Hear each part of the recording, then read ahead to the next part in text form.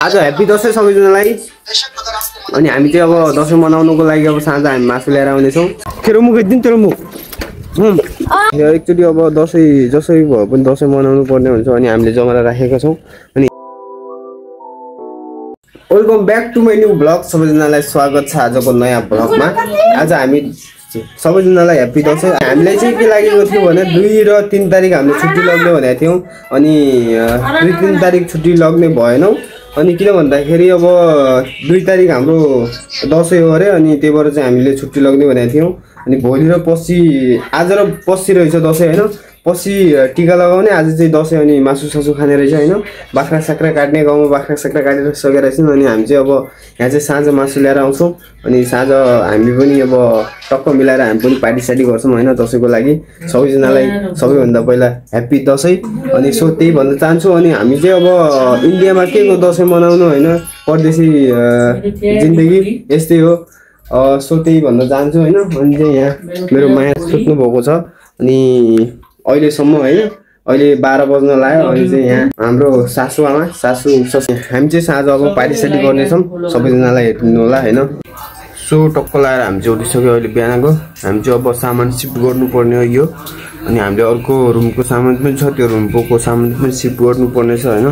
अनि अर्को कुरा के हो भन्दाखेरि यहाँ चाहिँ यस्तो भइसक्यो, हाम्रो यति ठुलो भइसक्यो अनि हरियो हुन्छ जस्तो छ। हामीले चाहिँ पियाला लगाउनु पर्ने हुन्छ क्या, त्यही भएर चाहिँ हामी यसलाई चाहिँ हामीले कसरी बनाउनु पर्ने भन्दाखेरि होइन ढोक्नु पर्ने भयो यसलाई। अब के गर्नु यसो चाहिँ होइन। अनि हामी चाहिँ पहिला यो सामान सिफ्ट गर्छौँ, त्यसपछि फेरि अब अर्को कुरा के भन्दाखेरि अब अर्को रुमको पनि हामीले सिफ्ट गर्नु छ, यो रुमको पनि सिफ्ट गर्नु छ। आज नयाँ घरमा जानेवाला छौँ।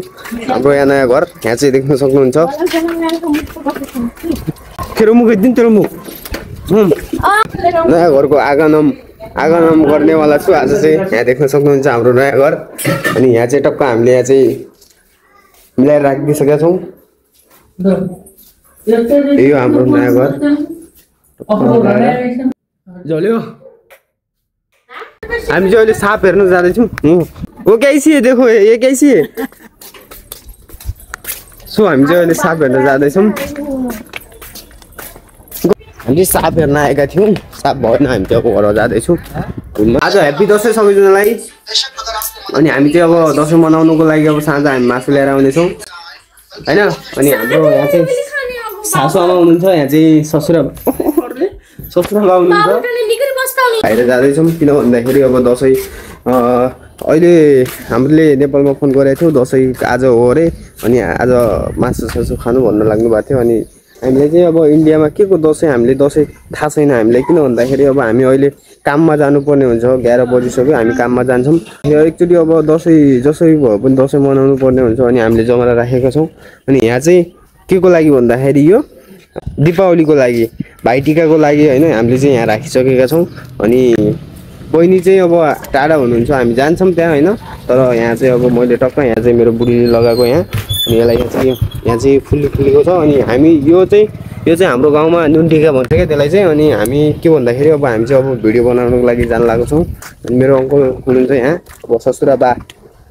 अनि त्यही हो सबैजनालाई ह्याप्पी दसैँ सबैभन्दा एडभान्समै ह्याप्पी दसैँ भनिदिइसक्यो होइन।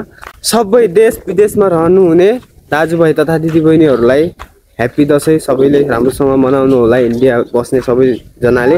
अनि तपाईँ भनिदिनुहोस् के भन्न चाहनुहुन्छ। अब परदेशमा बसेका हुनेले अब कोही घर पनि गएन, कोही अब यता पनि हुन्न, राम्रोसँग दसैँ बनाउनु होला।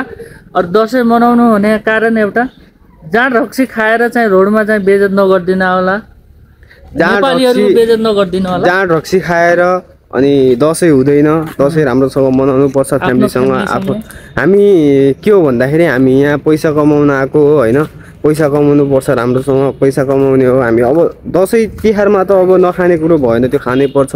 किन भन्दाखेरि अब त्यति ओभर खानु भएन।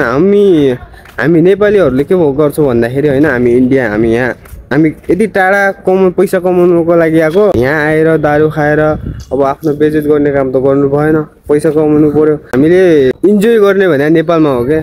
यहाँ चाहिँ किन भन्दा यहाँ त अब पैसा कमाउनु पर्यो। हामी यहाँ चाहिँ अब त्यति टाढाबाट आएको घर फ्यामिलीलाई छोडेर होइन सबैलाई छोडेर यति टाढा आएको अनि हामी पैसा कमाउनु पऱ्यो भनेर सोच्नु पऱ्यो नि त होइन अनि त्यही भएर चाहिँ राम्रोसँग मनाउनु होला दसैँ सबै इन्डियामा हुने सबैजनाले राम्रोसँग मनाउनु होला अनि त्यही भन्न चाहन्छु होइन दाइ भनिदिनु पऱ्यो अब हाम्रो त दसैँ अब यहीँ मनाउने हेर्नुहोस् अब दसैँ अब गाउँमा बनाउने भन्ने सोच बनाएको थियौँ यो सालमा सबै आमा बुवासँग बसेर अब के गर्ने यो चोटिको दसैँ सबैभन्दा पैसाको कारणले हामी जान पाएनौँ किन भन्दाखेरि हामी अब पैसै सबैभन्दा ठुलो पैसै हो नि त होइन त्यही हो अब जान मिलेन हामीलाई अब अर्को साल हामी पक्कै सबै फ्यामिली बसेर होइन अब यो साल त यस्तै भयो अर्को साल पक्कै आउनेछु घरमा फेरि सब केटाहरू सँगै दसैँ मनाउँला हामी चाहिँ परदेशमा अब के हुन्छ भन्दाखेरि हामी अब अहिले खाना खान्छौँ नास्ता खान्छौँ हामी काममा जान्छौँ होइन साँझ आउने हो हामीले दसैँ मनाउने भने साँझ हो अब कसैले त छुट्टी लग्यो होला होइन टिकामा हामीले चाहिँ आज छुट्टी लग्ने होइन अनि दसैँमा छुट्टी लग्ने हो टिकाको दिनमा किन भन्दाखेरि हामी अब घरै हुन्छौँ त्यही भएर चाहिँ हामी छुट्टी लग्ने हो आज चाहिँ छुट्टी नलग्ने भनेर हामीले सेटलाई भनिसक्यौँ सो त्यही हो हामी चाहिँ अब घरमा जाँदैछौँ अनि सबैभन्दा पहिला अब टक्क मिलाएर हामी चाहिँ अब हिँडिरहेको छौँ अनि त्यही भन्न चाहन्छु होइन अनि हामी भिडियो बनाउनु जाने होइन त